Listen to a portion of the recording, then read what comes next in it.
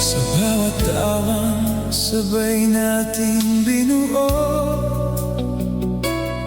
mas lalo kang naging bahagi ng buhay ko. May mga araw na tahimik lang tayong dalawa, hindi kailangang magsalita para magkaintindihan. Sapat ng